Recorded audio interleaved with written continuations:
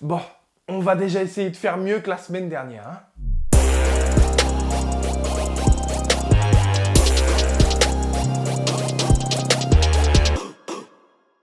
Je ne cesse de le répéter, le concept est très simple. Je pars sur 3 matchs que j'aime bien et parmi ces 3 matchs, je vous partage les cotes qui me semblent intéressantes. Après, c'est toi qui gères. Et n'oublie jamais, plaisir avant tout.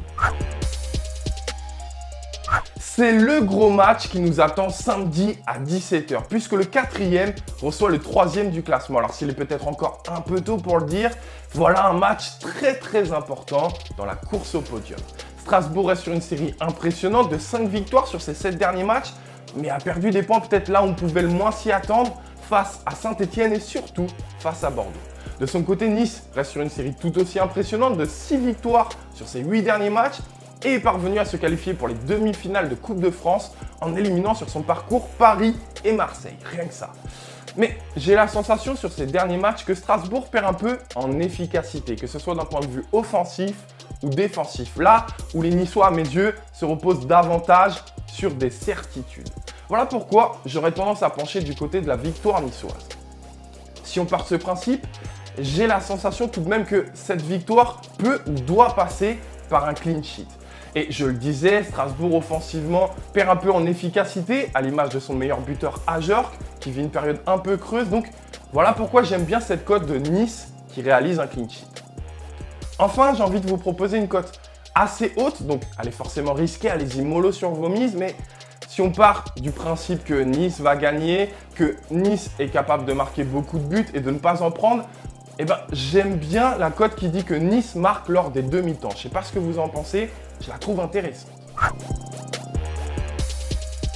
Nantes reste sur 2 victoires consécutives en championnat, dont une très belle la semaine dernière face au PSG. De son côté, Metz enchaîne 4 matchs sans victoire et ne cesse de s'enfoncer dans les profondeurs du classement.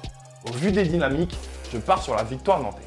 Ce match, c'est la 5e meilleure défense de notre championnat qui se déplace chez la 18e attaque.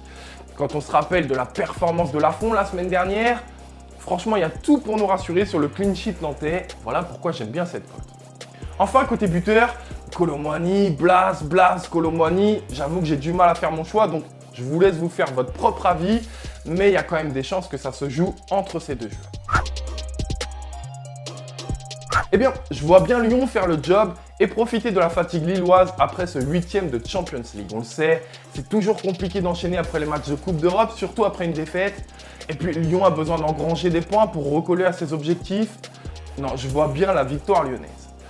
Par contre, si je vois la victoire lyonnaise, je les vois tout de même capables d'encaisser un but. Je ne suis pas très confiant sur le clean sheet lyonnais. Ils ont encaissé 4 buts lors de leurs 4 derniers matchs. Bref, j'aime bien la cote des 2 équipes qui marquent. Enfin, côté buteur, j'insiste avec Dembélé, qui sera de retour de suspension, mais je suis persuadé que si Lyon doit finir fort dans cette dernière ligne droite du championnat, ça passera par un très bon Dembélé. Alors, pas si bête, hein.